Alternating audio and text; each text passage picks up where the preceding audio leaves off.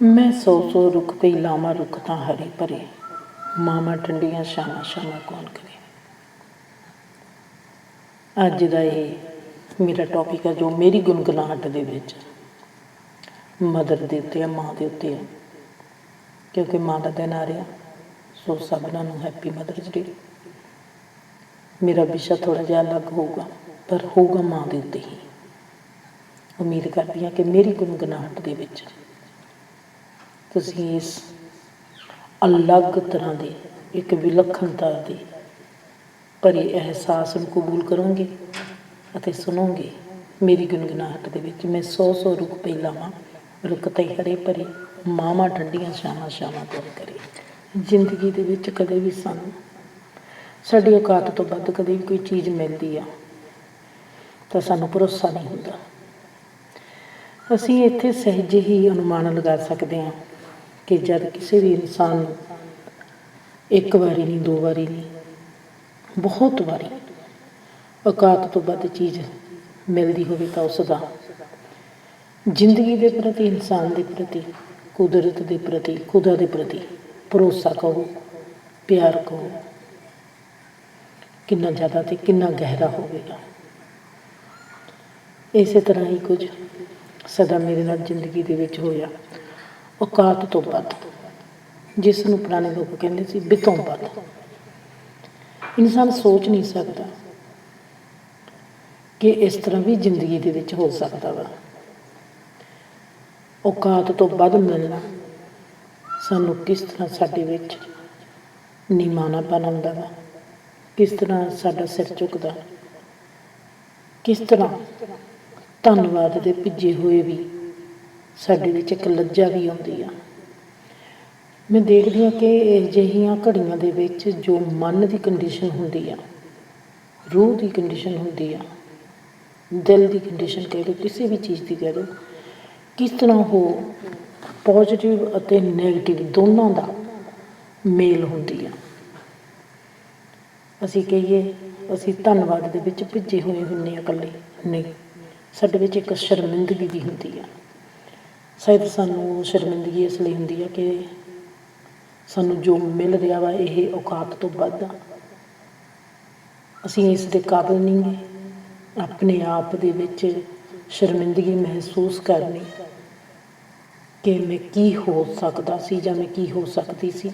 ਮੈਂ ਉਸ ਥਾਂ 'ਤੇ ਪਹੁੰਚੀ ਨਹੀਂ, ਪਰ ਮੇਰੇ 'ਤੇ ਕਿਸੇ ਨੇ ਇੰਨੀ ਰਹਿਮਤ ਕਰ ਦਿੱਤੀ।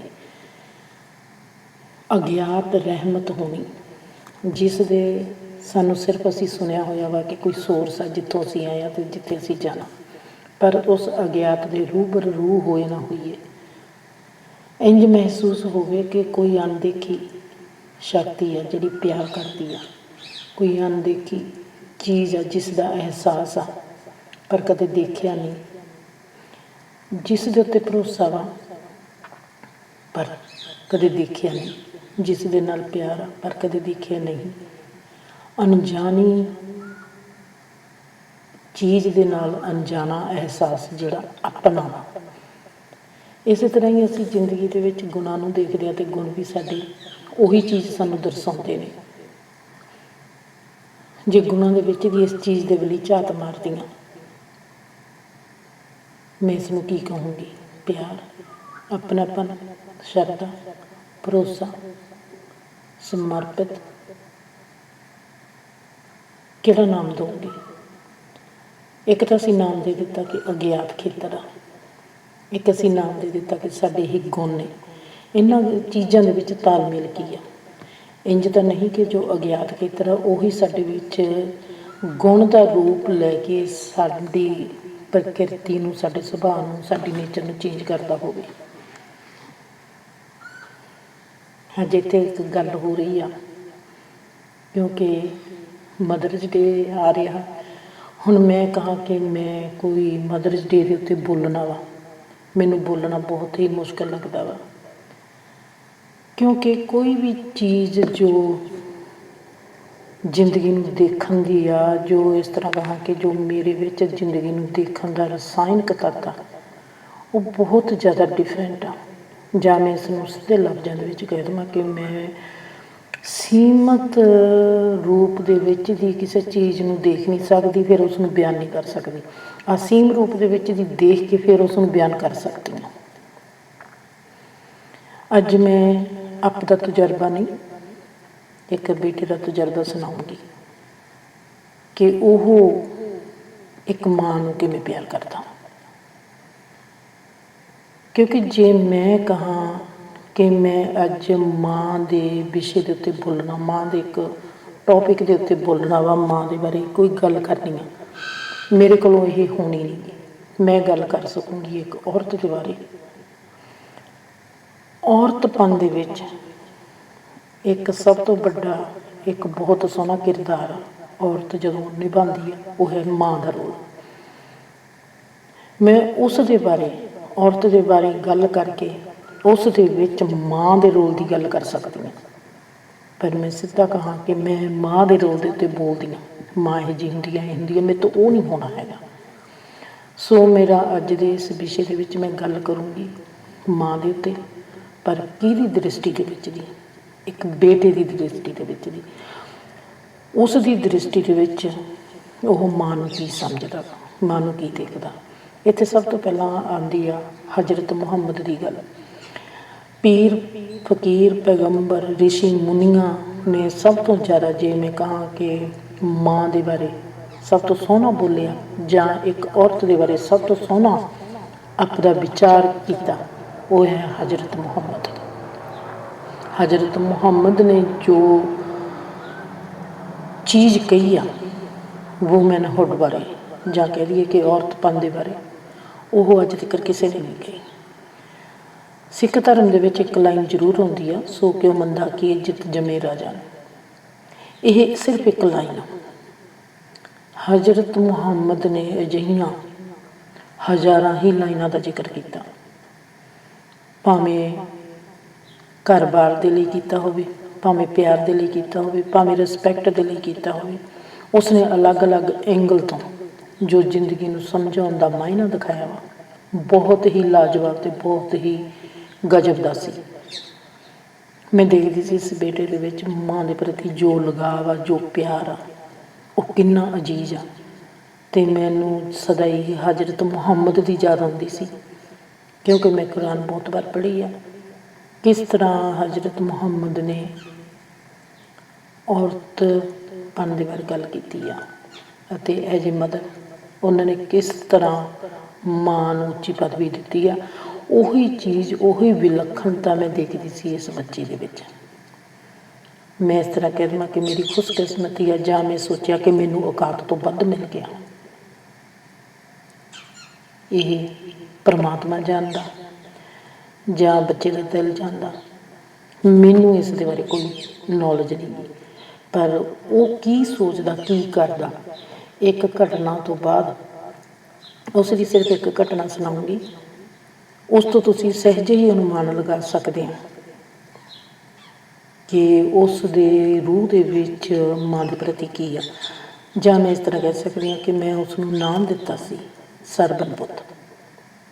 ਜ਼ਿੰਦਗੀ ਦੇ ਵਿੱਚ, ਦੁਨੀਆ ਦੇ ਵਿੱਚ, ਸਾਡੇ ਇਤਿਹਾਸਿਕ ਹਿਸਟਰੀ ਦੇ ਵਿੱਚ ਇੱਕ ਹੀ ਨਾਮ ਹੋਇਆ ਵਾ ਜਿਸ ਨੂੰ ਅੱਜ ਤੱਕ ਬੈਸਟ ਪੁੱਤਰ ਮੰਨਿਆ ਜਾਂਦਾ, ਜਿਸ ਨੂੰ ਕਿਹਾ ਜਾਂਦਾ ਸਰਬਨ ਪੁੱਤ।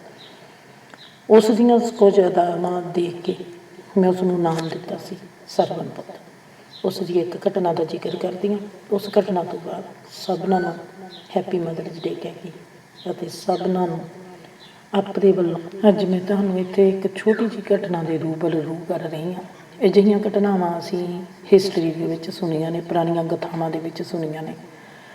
ਅਸੀਂ ਸਰਵਨ ਪੁੱਤ ਦੇ ਬਾਰੇ ਗੱਲਾਂ ਕਰ ਸਕਦੇ ਹਾਂ, ਅਸੀਂ ਧੰਨੇ ਭਗਤ ਦੇ ਬਾਰੇ ਗੱਲਾਂ ਕਰ ਸਕਦੇ ਹਾਂ, ਰਿਸ਼ੀਆਂ ਮੁਨੀਆਂ ਦੇ ਬਾਰੇ ਗੱਲਾਂ ਕਰ ਸਕਦੇ ਹਾਂ। ਆਮ ਵੀ ਇੱਕ ਬਹੁਤ ਸੱਚਾਈ ਵਾਲੀ ਗੱਲ ਸਾਡੇ ਪ੍ਰਚਲਿਤ ਆ, ਜਿਉਂਦੇ ਪਿਤਾ ਨੂੰ ਪਾਣੀ ਨਹੀਂ ਦੇਣਾ, ਮੋਇਆਂ ਦੇ ਸਰਾਧ ਕਰਦੇ। ਜਿਉਂਦੇ ਦੀ ਸੰਭਾਲ ਕਰਨੀ ਬੜੀ ਹੀ ਮੁਸ਼ਕਿਲ ਆ, ਪਰ ਮੁਰਦਿਆਂ ਨੂੰ ਪੂਜਣਾ ਸਾਡੇ ਲਈ ਬੜਾ ਹੀ ਆਸਾਨ ਆ।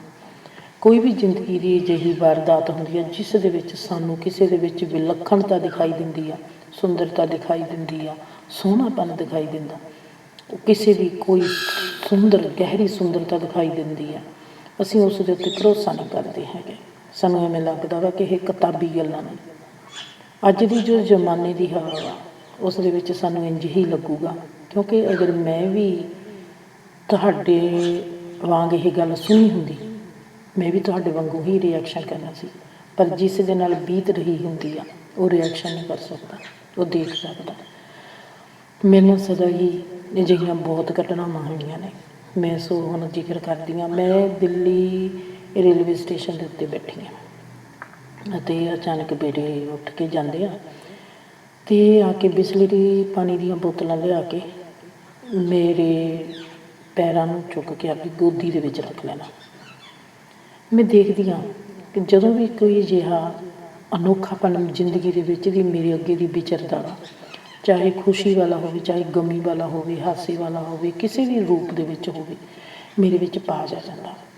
ਮੇਰੇ ਪਲ ਰੁਕ ਜਾਂਦੇ ਨੇ। ਮੈਨੂੰ ਉਸ ਘਟਨਾ ਨੂੰ ਦੇਖਣ ਦੇ ਲਈ, ਗੌਰ ਦੇ ਵਿੱਚ ਦੀ ਦੇਖਣ ਦੇ ਲਈ ਮੇਰੇ ਵਿੱਚ ਗਹਿਰਾਪਨ ਲੈ ਕੇ ਆਉਂਦੇ ਨੇ ਅਤੇ ਮੈਂ ਉਸ ਘਟਨਾ ਨੂੰ ਬਹੁਤ ਗਹਿਰੇ ਤੋਂ ਦੇਖਦੀ ਹਾਂ।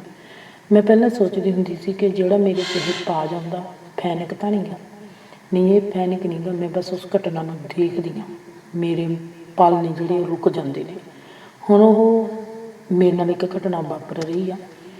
ਇੰਨੀ ਲੋਕਾਂ ਦੀ ਆਵਾਜਾਈ ਆ, ਉਸ ਆਵਾਜਾਈ ਦੇ ਵਿੱਚ ਉਹ ਅਸੀਂ ਦਿੱਲੀ ਰੇਲਵੇ ਸਟੇਸ਼ਨ ਤੋਂ ਟ੍ਰੇਨ ਫੜ ਕੇ ਅਸੀਂ ਜਾਣਾ ਵਾ ਜੈਪੁਰ ਅਤੇ ਉਸਨੇ ਕੀ ਕੀਤਾ, ਆ ਕੇ ਪਾਣੀ ਦੀਆਂ ਬੋਤਲਾਂ ਲਿਆ ਕੇ ਮੇਰੇ ਪੈਰਾਂ ਨੂੰ ਆਪਣੀ ਗੋਦ ਦੇ ਵਿੱਚ ਰੱਖ ਲਿਆ ਅਤੇ ਪੈਰਾਂ ਨੂੰ ਧੋਣ ਲੱਗ ਗਿਆ। ਮੈਂ ਕਿਹਾ ਕੀ ਹੋਇਆ ਰਵੀ? ਕਹਿੰਦਾ ਪੈਰਾਂ ਦੇ ਉੱਤੇ ਮਿੱਟੀ ਲੱਗੀ ਹੋਈ ਸੀ। ਮਾਂ ਬਸ ਤੂੰ ਅੱਖਾਂ ਮੀਚ ਕੇ ਬੈਠ ਜਾ। ਮੈਂ ਕਿਹਾ ਮੈਨੂੰ ਦੱਸ ਤਾਂ ਸਹੀ ਨਾ ਕੁਝ ਕੀ ਹੋਇਆ? ਨਹੀਂ ਬਸ ਤੁਸੀਂ ਆਰਾਮ ਨਾਲ ਅੱਖਾਂ ਮੀਚ ਕੇ ਬੈਠੋ। ਮੈਂ ਅੱਖਾਂ ਮੀਚ ਕੇ ਬੈਠ ਗਈ। ਹੁਣ ਬੇਟੇ ਨੇ ਤਾਂ ਆਖੇ ਨਹੀਂ ਲੱਗਣਾ ਸੀ, ਮਾਂ ਆਖੇ ਲੱਗ ਗਈ, ਕਿਉਂਕਿ ਮੈਂ ਦੇਖਦੀ ਹਾਂ ਉਸ ਦੇ ਕਹਿਣ ਦੇ ਵਿੱਚ ਜੋ ਬਲ ਸੀ, ਮੇਰੇ ਕਹਿਣ ਦੇ ਵਿੱਚ ਉਹ ਬਲ ਨਹੀਂ ਸੀ। ਮੈਂ ਬਲਸ਼ਾਲੀ ਜੋ ਆ ਉਸ ਦੀ ਪਹਿਲ ਸਦਾ ਹੁੰਦੀ ਆ। ਕੋਈ ਰਿਸ਼ਤੇ ਦੀ ਪਹਿਲ ਨਹੀਂ, ਕਿਸੇ ਵੀ ਚੀਜ਼ ਦੀ ਕੋਈ ਪਹਿਲ ਨਹੀਂ। ਜੋ ਗੁਣ ਹੁੰਦੇ ਆ, ਜੋ ਤਾਕਤਵਰ ਹੁੰਦਾ ਵਾ, ਉਸ ਦੀ ਪਹਿਲ ਹੁੰਦੀ ਆ। ਗੁਣਾਂ ਦੀ ਜ਼ਿਆਦਾ ਪਹਿਲ ਹੁੰਦੀ ਆ। ਅਸੀਂ ਵੀ ਜ਼ਿੰਦਗੀ ਦੇ ਵਿੱਚ ਕਦੇ ਵੀ ਦੇਖਾਂਗੇ ਸਾਡੇ ਗੁਣਾਂ ਦੀ ਜ਼ਿਆਦਾ ਪਹਿਲ ਹੋਊਗੀ ਰਿਸ਼ਤੇ ਦੇ ਨਾਲ। ਸੋ ਮੈਂ ਉਸ ਦੇ ਆਖੇ ਲੱਗਦੀ ਹਾਂ ਅਤੇ ਉਸਨੇ ਕੀ ਕੀਤਾ, ਮੇਰੇ ਪੈਰ ਸਾਫ਼ ਕੀਤੇ ਗੋਦ ਦੇ ਵਿੱਚ ਰੱਖ ਕੇ। ਅਸੀਂ ਥੋੜ੍ਹਾ ਜਿਹਾ ਸੋਚ ਸਕਦੇ ਹਾਂ ਕਿ ਅਸੀਂ ਟ੍ਰੇਨ ਦੇ ਵਿੱਚ ਬੈਠਣਾ, ਅਸੀਂ ਗੋਦ ਦੇ ਵਿੱਚ ਪੈਰ ਰੱਖਦੇ ਹਾਂ, ਅਸੀਂ ਉਹਨਾਂ ਨੂੰ ਸਾਫ਼ ਕਰਦੇ ਹਾਂ, ਸਾਡੇ ਕੱਪੜੇ ਭਿੱਜਣਗੇ। ਅਸੀਂ ਲੋਕਾਂ ਦੇ ਵਿੱਚ, ਜਿਵੇਂ ਮੈਂ ਉਹਦੀ ਥਾਂ 'ਤੇ ਹੁੰਦੀ, ਕੀ ਮੈਂ ਅਜਿਹਾ ਕਰਦੀ? ਨਹੀਂ, ਪਰ ਉਹ ਕਰ ਰਿਹਾ ਵਾ।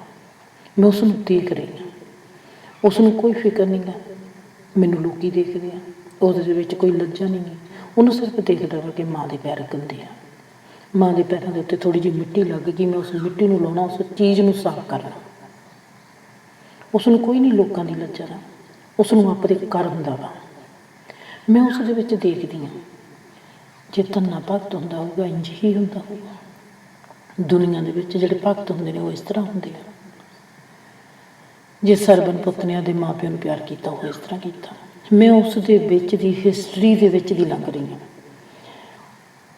ਰਵੀ ਮੇਰੇ ਲਈ ਜ਼ਿੰਦਗੀ ਦੀ ਹਿਸਟਰੀ ਦਾ ਦਰਬਾਰ ਬਣਿਆ ਹੋਇਆ, ਦਰਵਾਜ਼ਾ ਬਣਿਆ ਹੋਇਆ, ਜਿਸ ਦੇ ਵਿੱਚ ਦੀ ਮੈਂ ਜੋ ਕਹਾਵਤਾਂ ਪੜ੍ਹੀਆਂ ਨੇ, ਸੁਣੀਆਂ ਨੇ, ਜਾਂ ਕੋਈ ਕਥਾਵਾਂ ਪੜ੍ਹੀਆਂ ਨੇ, ਸੁਣੀਆਂ ਨੇ, ਉਹਨਾਂ ਦਾ ਉਹ ਦਰਵਾਜ਼ਾ ਖੋਲ੍ਹ ਰਿਹਾ ਵਾ।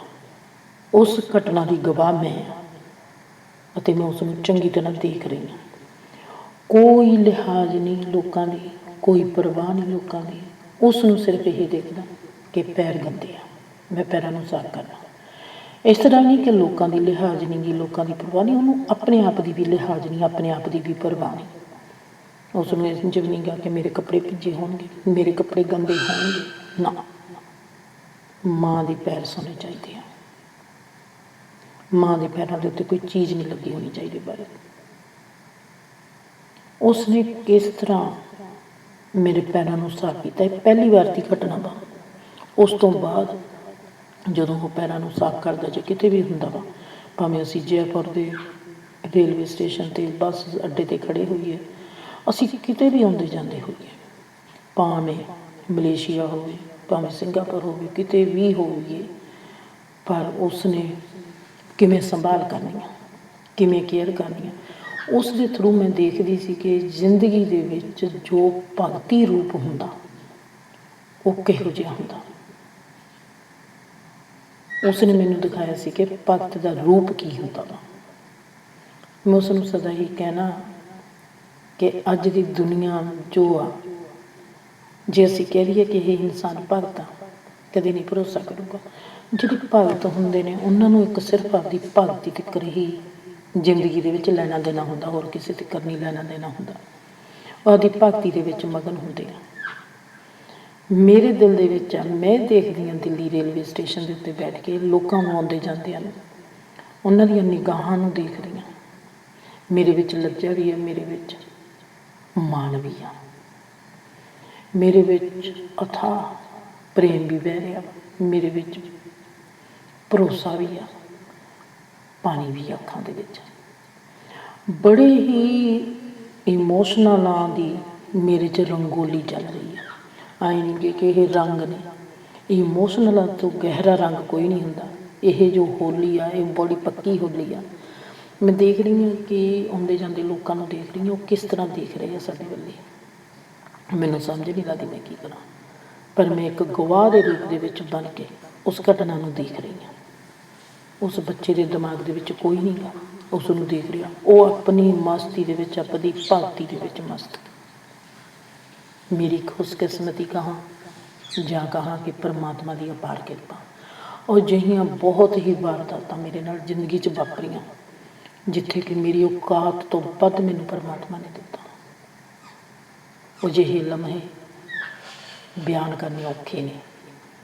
ਅੱਜ ਉਸ ਬੇਟੇ ਦੀ ਲਈ ਮੈਂ ਇਹ ਗੀਤ ਗਾ ਰਹੀ ਹਾਂ, ਮੇਰੀ ਗੁਣਗੁਨਾਹਟ ਦੇ ਵਿੱਚ। ਮੈਂ ਸੌ ਰੁਕ ਪਹਿਲਾਂ ਮਾਂ, ਮੈਂ ਸੌ ਰੁਕ ਪਹਿਲਾਂ ਮਾਂ, ਰੁਕ ਤਾਰੇ ਪਰੇ ਮਾਮਾ ਠੰਡੀਆਂ ਸ਼ਾਮਾਂ, ਸ਼ਾਮਾਂ ਕੌਣ ਕਰੇ, ਕੌਣ ਕਰੇ। ਮੈਂ ਸੌ ਰੁਕ ਪਹਿਲਾਂ ਮਾਂ, ਮੈਂ ਸੌ ਰੁਕ ਪਹਿਲਾਂ ਮਾਂ, ਰੁਕ ਤਾਰੇ ਪਰੇ ਮਾਮਾ ਠੰਡੀਆਂ ਸ਼ਾਮਾਂ, ਸ਼ਾਮਾਂ ਕੌਣ ਕਰੇ, ਕੌਣ ਕਰੇ। ਵੀਰ ਮੇਰੇ ਨੇ ਚਰਖਾ ਦਿੱਤਾ ਵਿੱਚ ਲਵਾਈਆਂ ਮੇਖਾਂ, ਵੀਰ ਮੇਰੇ ਨੇ ਚਰਖਾ ਦਿੱਤਾ ਵਿੱਚ ਲਵਾਈਆਂ ਮੇਖਾਂ, ਵੀਰਾ ਤੈਨੂੰ ਯਾਦ ਕਰਾਂ ਮੈਂ ਜਦ ਚਰਖੇ ਵੱਲ ਵੇਖਾਂ, ਸ਼ਾਮਾਂ ਕੌਣ ਕਰੇ, ਕੌਣ ਕਰੇ। ਮੈਂ ਸੌ ਰੁਕ ਪਹਿਲਾਂ ਮਾਂ, ਮੈਂ ਸੌ ਰੁਕ ਪਹਿਲਾਂ ਮਾਂ, ਰੁਕ ਤੇ ਹਰੇ ਪਰੇ ਮਾਮਾ ਠੰਡੀਆਂ ਸ਼ਾਮਾਂ, ਸ਼ਾਮਾਂ ਕੌਣ ਕਰੇ, ਹਾਏ ਕੌਣ ਕਰੇ। ਵੀਰ ਮੇਰੇ ਨੇ ਬਾਗ ਲਵਾਇਆ, ਵੀਰ ਮੇਰੇ ਨੇ ਬਾਗ ਲਵਾਇਆ ਵਿੱਚ ਲਵਾਈਆਂ ਕਲੀਆਂ, ਪੱਬ ਤੈਨੂੰ ਪੁੱਛਦੀ ਪਈਆਂ ਕਿੱਥੇ ਵੀਰ ਦੀਆਂ ਗਲੀਆਂ, ਸ਼ਾਮਾਂ ਕੌਣ ਕਰੇ, ਕੌਣ ਕਰੇ। ਮੈਂ ਸੌ ਰੁਕ ਪਹਿਲਾਂ ਮਾਂ, ਮੈਂ ਸੌ ਰੁਕ ਪਹਿਲਾਂ ਮਾਂ, ਰੁਕ ਤੇ ਹਰੇ ਪਰੇ ਮਾਮਾ ਠੰਡੀਆਂ ਸ਼ਾਮਾਂ, ਸ਼ਾਮਾਂ ਕੌਣ ਕਰੇ, ਹਾਏ ਕੌਣ ਕਰੇ। ਮੈਂ ਸੌ ਰੁਕ ਪਹਿਲਾਂ ਮਾਂ, ਮੈਂ ਸੌ ਰੁਕ ਪਹਿਲਾਂ ਮਾਂ, ਰੁਕ ਤੇ ਹਰੇ ਪਰੇ ਮਾਮਾ ਠੰਡੀਆਂ ਸ਼ਾਮਾਂ, ਸ਼ਾਮਾਂ ਕੌਣ ਕਰੇ, ਮਾਮਾ ਠੰਡੀਆਂ ਸ਼ਾਮਾਂ, ਸ਼ਾਮਾਂ ਕੌਣ ਕਰੇ।